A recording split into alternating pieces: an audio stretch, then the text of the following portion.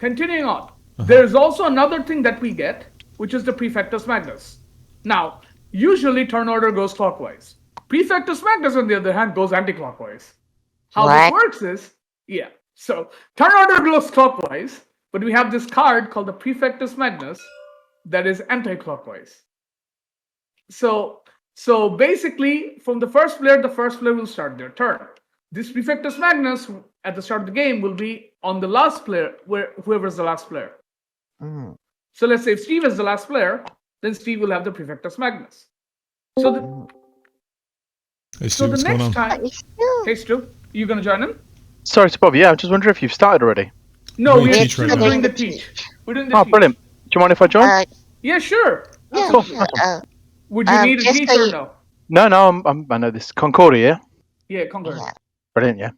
Just so you know, it might or might not be 5 players because we're still waiting for Spidey's power to not die. 5 is Okay. fine. 5 is fine. Cool. Concordia has a setting for 5.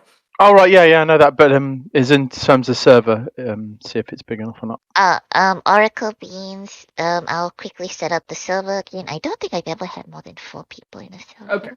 Okay. So I'll continue. So the Prefectus Magnus ends to the last player. So when the person who has the Prefectus Magnus plays the prefect card, and if they take a prefect bonus, that prefect bonus is doubled. So that means for example, take the bonus for Italia, they don't get 1 iron, they get 2 iron. But if they reset, they don't get 10 schmeckles, they get 20. No, money is not doubled. Oh, I'm sorry. So is this card automatically activated at the start of the game, or does someone have to activate this Perfectus No, Magnus? this card is active at the start of the game, Got and it. it stays with the player who got it. When the player uses the prefect action, that gives them a resource for the region bonus. Ready, They use that card and they pass it to the next player anti-clockwise. So it goes in reverse turn order. Okay. So Cool. Okay, if Steve used it, I get it now. Yeah. Not bad. Okay. Steve, I'm the one. Stu, I'm the one hosting. It should be underneath the name Oracle. Yep, head in now. Okay. Okay. So that's prefect. Everyone good with that? Okay, so the prefect action is either grab the bonus to then produce, grab the speckles, or if you have the special last bean, you get double the resource bonus but not the taxes. Yes. The resource then bonus is you only use- applicable for this, not the trading houses. Your trading Okay, houses so- still produce 1 each. Yeah, so But it's this one only is just for double. bonus. Yeah, that is just double. And then the Maximus token moves right. Maximus? It's Prefectus Magnus. Okay. Okay. Next one. Okay, next card we'll go with Marketer. Marketer is basically the market action. What we do is, with the Marketer action, we first take the money. So sestertii is money. Just to clarify that. So you so in the basic Marketer card, you get 3 money, and then we trade up to 2 goods. That means you can either buy 2 types of goods, or sell 2 types of goods, or buy 1 type of good and sell 1 type of good. So for example, I could either buy, if I want 1 cloth and 1 wine, or I can sell 1 wine and buy 1 cloth, or I can just sell 1 wine and 1 cloth. So there are 2 types of goods. When you select the type, you can sell as many and buy as many. So you could sell as many cloth as you want and buy as many wine as you want. Oh, so it's like if I said that if I had 6 wheat in my garrison, Yes. and I said I would like to sell wheat, I can sell all my wheat. Yes, if you want to. Okay, so the merchant action is 2 types of goods, not 2 goods full stop. No, it's 2 types of goods here. Okay. So the goods prices for buying and selling both are at the top of the warehouse. Okay. They're the exact same. So buying price and selling price is exactly the same. You just get a flat amount. There is no fluctuating market. Okay, that's the marketer, and that's fairly simple. Next we have the senator. The Senator card allows you to buy 2 cards from the display. What? So this display allows you to buy 2 cards from the display. Wait, what is display? Here. Okay. The cost of the cards are in the red area. And at the bottom, for every card that is on the right, there is an additional cost. The question mark being is any resource. And then later on, it requires cloth, at least 1. Mhm. Including the red resource. And When you don't buy the stack up. cards, you add it to your hand, and then everything shifts to the left. Okay. That's Senator. Also, one of the countdowns. Lastly, we have actually second last we have Diplomat. Diplomat copies the top card that is last played by every opponent. So if you played if red played a prefect, I'd copy the prefect. I could copy the prefect, or I'd copy one of the other cards that anyone's played. Wait, sorry. just a If we straight up can go back to these cards here. So Yeah, go like, on. remind me, like, okay, so for the Mason, for example, what does this mean with the food line here? So the card will cost a wheat by default, and also a cloth because it's on that spot. Okay. And the bottom row here, is this a victory? That's just a victory points. point? That's points at the end. Okay. Does that mean points for every one of these? Okay, actually, yeah, I get Brick it. Cities, Okay. Yep. It's exactly what it says it is. It's an absolute point salad at the end. Yeah. So all cards are points basically. More cards are not bad. All cards are points. Okay. Yeah. Like I was saying with Diplomat, they just copy any top card that the player has played last. Okay. Just verbatim, they just copy everything in that card. That's it. Okay. That's the Diplomat. Lastly, we have Tribune. What Tribune does is, the Tribune card is basically a reset card, which means we take back all the cards that we've played so far, because all cards that we played just go on a stack. We take them back, and then for every card in excess of 3, including the Tribune, gives you 1 money. So if you had 7 cards here, you would get 4 money. What? So let's say I play all my cards, Yeah. right? You have 7 cards. So when I play the Tribune, the stack goes up to 7.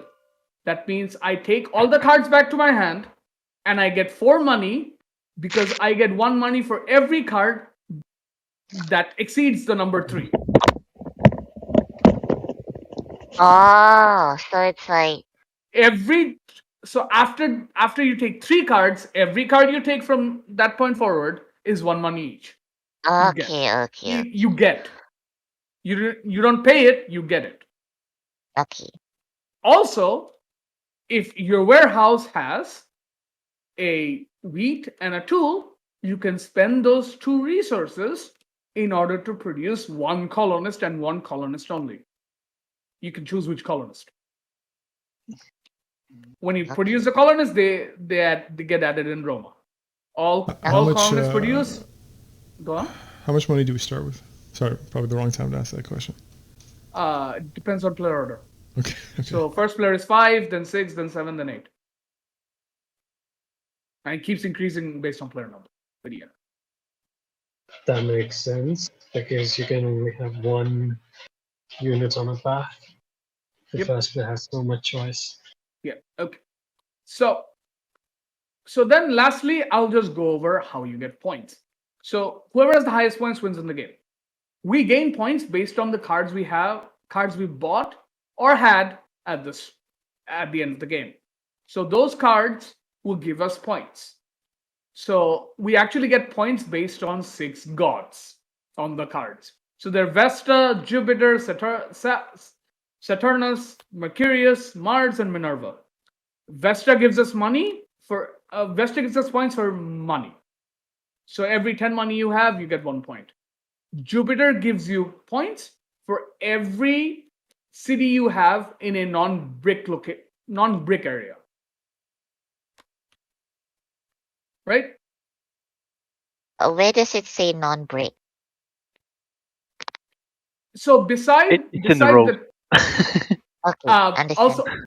Also beside the sheet that you have for what the cost to build in cities, beside it there's another card which basically tells you what the condition for scoring is. So Jupiter is city, and they have to be non-brick. Oh yeah, Okay. because bricks have a different tile thing. Understood. Yes. So every city scores you 1 point. Saturnus gives you 1 point for every province or region you have a trading house in. So up to 10 points per card. 2, 3, 4. I believe it's 12. 3, Oh, 6, 12. 9, 12. There's Yeah, 12 it's provinces. Oh, It's 12 max. okay. Jupiter also has a max. Like every of these points have a max except for Vesta, but Vesta is not that. Vesta is very hard to score. What do you mean by a max?